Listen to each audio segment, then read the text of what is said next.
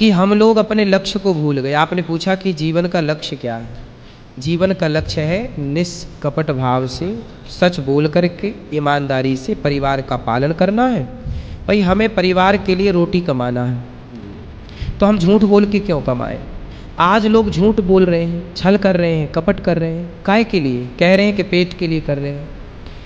पेट के लिए थोड़ी इतना ज़रूरत है झूठ कपट की। भाई हम तो दिन भर ईमानदारी से काम करें तो भी ईमानदारी से कमा लेंगे पेट भरने के लिए। पर आजकल लोगों की इच्छाएं इतनी है कि कंपटीशन है, उनका बंगला है तो हमारा भी हो, उनकी गाड़ी है तो हमारा भी हो। इसी भाग दौड़ में व्यक्ति लगा है और इसी भाग दौड़ में जीते जीते मर जाता है। उसे पता ही नहीं चलता कि हमारा जन्म क्यों हुआ था। तो सत्संग आने से पता चलता है कि मोक्ष जीवन परमात्मा ने केवल भक्ति के लिए दिया है, मोक्ष प्राप्ति। इसके अतिरिक्त हम जो भी क्रियाएं कर रहे हैं, संतानों उत्पत्ति, पेट के लिए एक दूसरे की छीना झपटी, रिश्वतखोरी, मिलावट करके अपने कोठी बंगले बनाने की हम चेष्टा कर रहे हैं, तो ऐसी जिस भी पशु पक्षी की जैसी सामर्थ्य है वो भी ऐसा ही कर रहा है। दोस्तों नमस्कार, स्वागत है आपका हमारे फिर से एक नए वीडियो में। तो दोस्तों आज हम लेकर आए हैं एक महत्वपूर्ण आध्यात्मिक ज्ञान चर्चा, जिसमें चर्चा का विषय होगा मनुष्य जीवन का मुख्य उद्देश्य क्या है। तो इस विषय पर दो संतों के विचार लिए जाएंगे। एक तरफ होंगे अनिरुद्ध आचार्य जी महाराज और दूसरी तरफ होंगे संत रामपाल जी महाराज।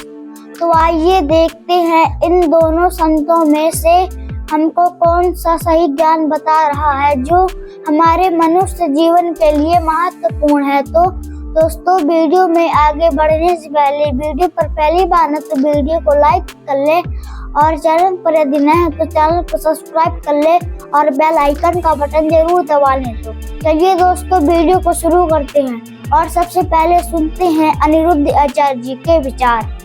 महाराज जी राधे राधे जी। आप जी के चरणों में कोटि कोटि प्रणाम। महाराज जी आज की भागदौड़ भरी जिंदगी में हम अक्सर खुद से ही दूर हो जाते हैं। कृपया बताएं कि इस जीवन का असली उद्देश्य क्या है और हम कैसे अपनी आत्मा से दोबारा जुड़कर शांति और पूर्णता प्राप्त कर सकते हैं। जीवन का लक्ष्य है आत्म कल्याण।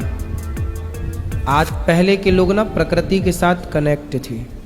पहले के बच्चे पेड़ के नीचे बैठ के पढ़ते थे जी। पहले के लोग दोपहर का समय टाइम पास भी करते थे यार मित्रों से, तो पेड़ की छांव में बैठ के करते थे जी। पहले के ज़माने में पैसा बड़ा कम था, भरपेट भोजन की भी व्यवस्थाएं नहीं थी जी। फिर भी पहले का व्यक्ति सुकून में था।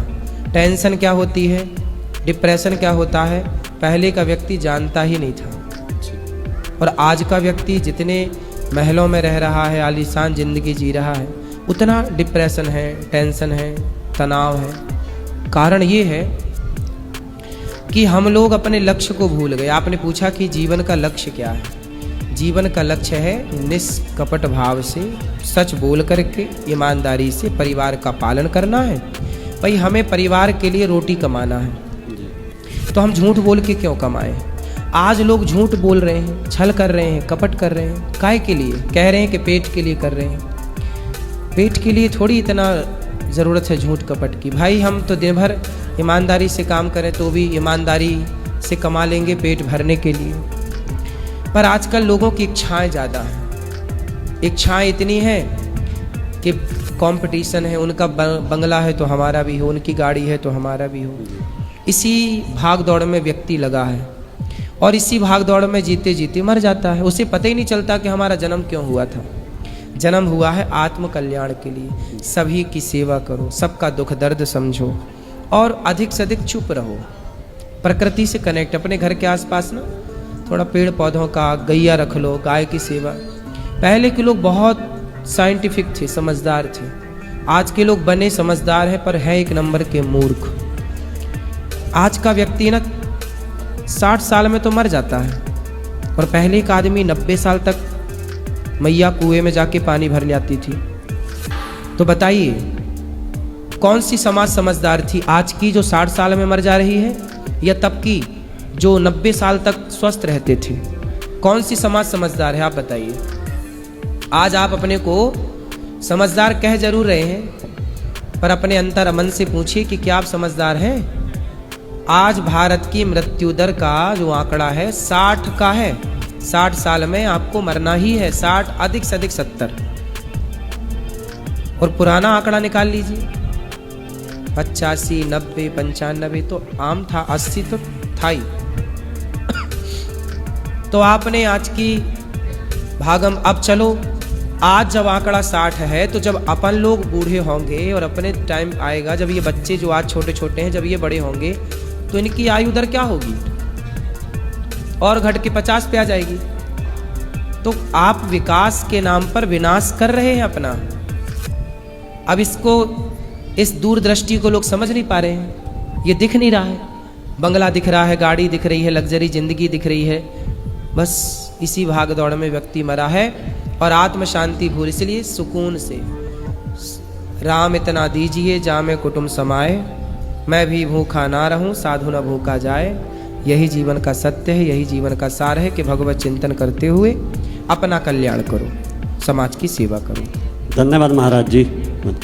तो दोस्तों अभी आपने सुनी अनिरुद्ध आचार्य जी के विचार और अब आइए सुनते हैं संत रामपाल जी महाराज जी के विचार।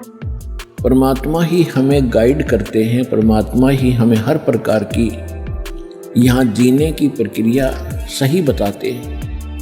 परमात्मा ने, कबीर परमात्मा जी ने आकर के सबसे पहले हमें ये सिखाया कलयुग में कि यहाँ पर जो माया जोड़ने की, कोठी बंगले बनाने की जो आपके अंदर एक गलत प्रेरणा है यह व्यर्थ है। इस पृथ्वी लोक पर इसकी कति आवश्यकता नहीं है, ये महामूर्खों का कार्य है। और जब तक हमें सत्संग नहीं मिलता तो हम उसी को सबसे उत्तम मान रहे होते हैं। और जो हम यहाँ पद प्राप्त करने की चेष्टा करते हैं, कोई मंत्री, मुख्यमंत्री, प्रधानमंत्री बनने की हम चेष्टा करते हैं, तो ये भी एक अज्ञानता का प्रतीक बताया है। कौन सी अज्ञानता का? जो अध्यात्म ज्ञान के विपरीत है। हमेशा जगत और भक्त का आपस में मतभेद और विरोध इसी बात पर रहा है कि जो सत्संग भक्त होते हैं उनका विधान आध्यात्मिक तरीके से और धर्म नीति होती है, और जगत की जो आधार है वो राजनीति होती है, और जगत का व्यवहार उनका परम कर्तव्य मान बैठे होते हैं, वो उसी का निर्वाह करते हैं। तो सत्संग में आने से पता चलता है कि मनुष्य जीवन परमात्मा ने केवल भक्ति के लिए दिया है, मोक्ष प्राप्ति के लिए। इसके अतिरिक्त हम जो भी क्रियाएं कर रहे हैं, संतानों उत्पत्ति, पेट के लिए एक दूसरे की छीना झपटी, रिश्वतखोरी, मिलावट करके अपने कोठी बंगले बनाने की हम चेष्टा कर रहे हैं, तो ऐसी जिस भी पशु पक्षी की जैसी सामर्थ्य है वो भी ऐसा ही कर रहा है। अब संतान उत्पत्ति सब प्राणी करते हैं, उनकी पालन पोषण की चेष्टा और चिंता सभी को सेम है जैसी आप जी को है।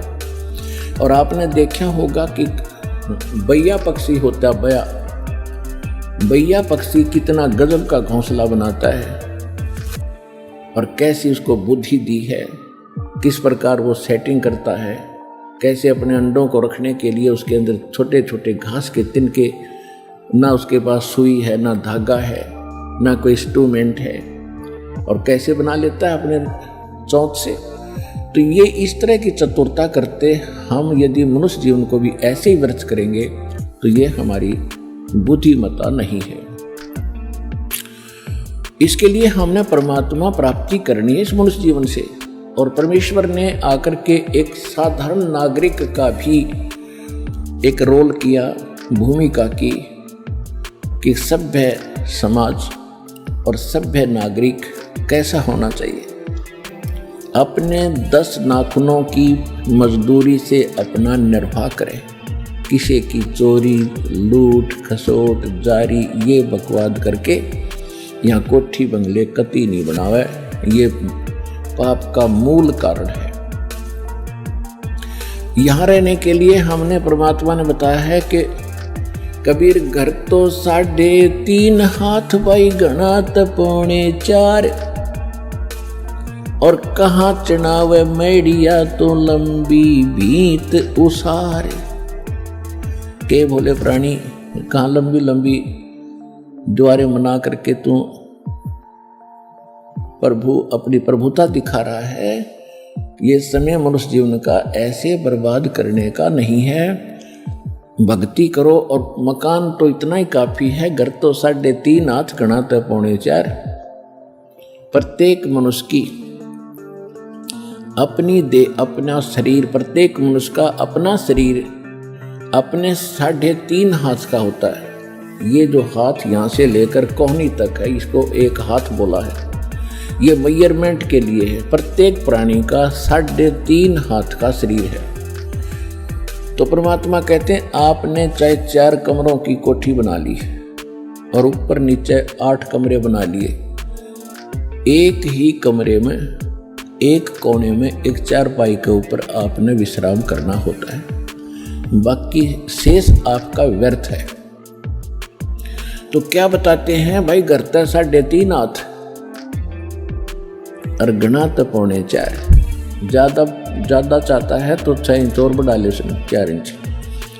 कहने का भाव ये है कि मिनिमम कम से कम ये मकान आदि के ऊपर आप समय व्यर्थ कम से कम व्यतीत करो, लगाओ, और ज़्यादा समय परमात्मा की भक्ति में, परमात्मा की चर्चा सुनने में और अपने सतलोक जाने की हमेशा टेंशन बनी रहे।